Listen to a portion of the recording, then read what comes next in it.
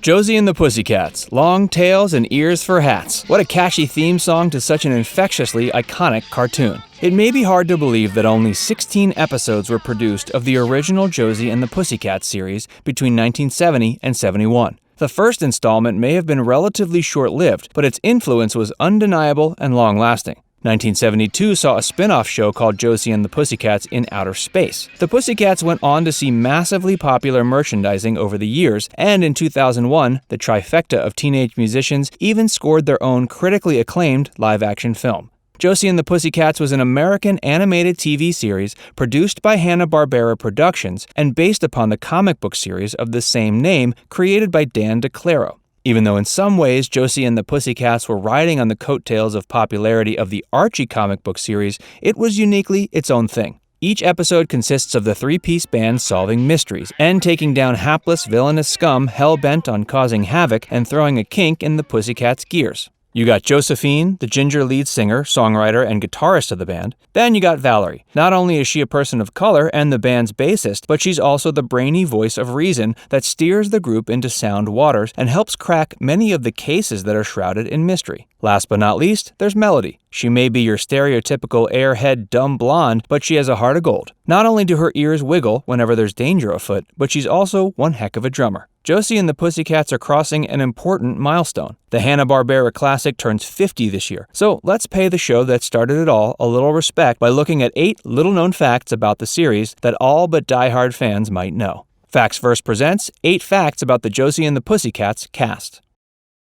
But first, make sure you do us a solid by liking this video and subscribing to the channel. Tap the bell icon to turn on notifications so you can stay in the know with all the latest videos that we have for you. Stick around for the whole video to learn how Janet Waldo, the voice of Josie, got the short end of the stick when the credits began to roll. You won't believe how the studio did her wrong.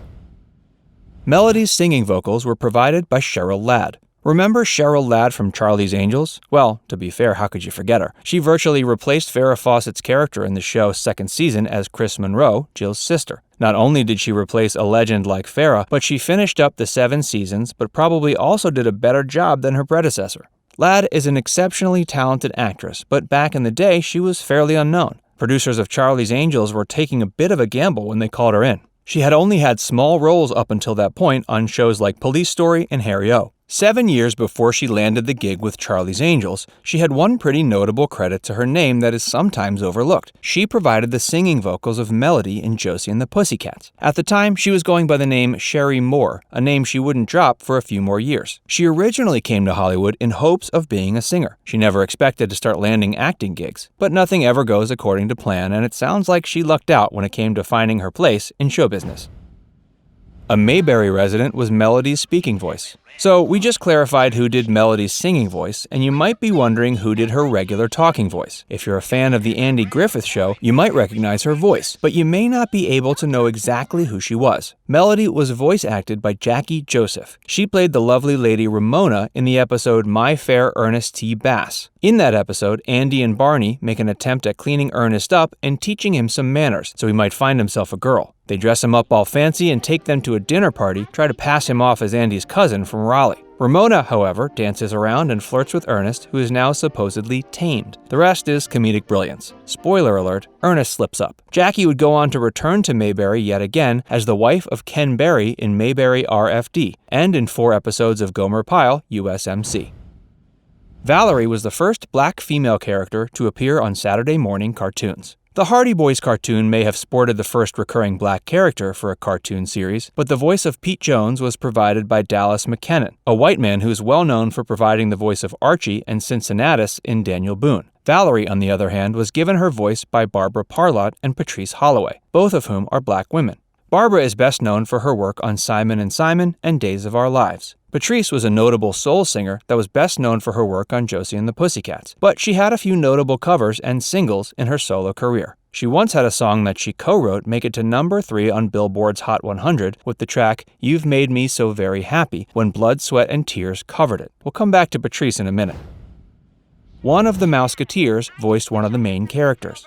Other than the three bandmates, a whole slew of other characters also gave the show its personality. One notable addition was that of Alexandra Cabot. She was the twin sister of Alexander, the group band manager that accompanied the girls on their journey. Along with her matching pet cat Sebastian, this skunk-stripe-haired character was the only girl to take a primary recurring role that wasn't a member of the band. She was very intelligent, but that was outshined by her selfishness and mean-spirited personality. Most of the show, she just stood in bitter, jealous defiance of the girls in the band, believing she was the real star of the show. She made many failed attempts to steal the glory of the trio's exploits and victories. Despite her immense jealousy, she still stands in solidarity with the Pussycats most of the time, continuing to fight against the nefarious villains that are always plotting to take them down. Baby boomers might recognize her voice as a member of the Mickey Mouse Club in the 1950s. Young Sherry Alberoni was only 9 and the youngest Mouseketeer to be a member of the club. As Alexandra, she provided the perfectly snide, bitter, confrontational voice that defined the character's persona. Sherry went on to be the voice of Wendy in Season 1 of Super Friends, then Lori Partridge in Partridge Family 2200 AD. Her last notable credit was in 1984's Mighty Orbits as the voice of Bo.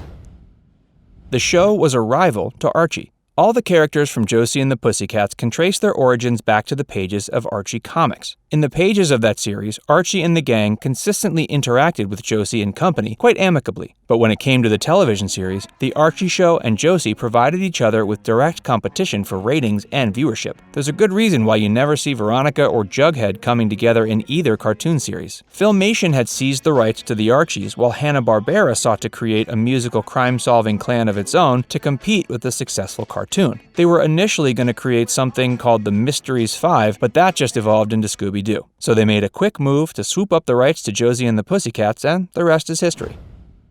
Patrice Holloway was the real lead singer. Sorry, Josie, but you aren't the real star of the band. We already touched on Patrice Holloway's contribution as the singing voice for Valerie, the bassist of the band. But Patrice did most of the lead vocals on all the Pussycats songs, including the opening theme. She really was the star of the show, and off-screen, she flourished as a successful singer on her own merit. She was the sister of Brenda Holloway, who found success in the Motown scene, and her career took her all over the place, landing her on shows like Soul Train and in groups like the 4Js. On Joe Cocker's cover of the Beatles classic With a Little Help from My Friends, you can hear her singing backup vocals. She may not have been a superstar, but she certainly found a modicum of success in her musical career worth taking note of. The writers of their songs were people you're probably familiar with. They might be credited as Denby Williams and Joseph Rowland on the 45 single of the show's theme song Josie, but those two obscure names were actually just pseudonyms for much more familiar names that we're sure you're acquainted with. William Hanna and Joseph Barbera are the true brains behind that infectious tune. Judy Wait was incorrectly credited as Josie. Hanna-Barbera's very own Janet Waldo, famed for being the voice of Judy Jetson, was the voice actress behind Josie, but many versions of the show's credits snub her by listing Judy Wait as the actress behind the band's frontwoman. The reason being, Judy Wait was indeed hired for the role when the show was still in pre-production, but she was fired before the show ever made it to the airwaves. Lazy production team members failed to update the credits and thus never gave Janet Waldo the full credit she was due for her work. We bet her agent certainly had some choice words to say to the network execs and studio about this matter. We've come to the end of our little stroll down memory lane. We want to wish Josie and the Pussycats a very warm happy 50th anniversary. We also really want to hear from you, our beloved viewing audience. Which Pussycat do you think was the star of the show? Josie, Valerie, or Melody? Let us know what you think in the comments section. Before you go, make sure you like this video and subscribe to our channel if you haven't already. It only takes a second, and it's the support we need to keep bringing you entertaining, informative videos just like this one.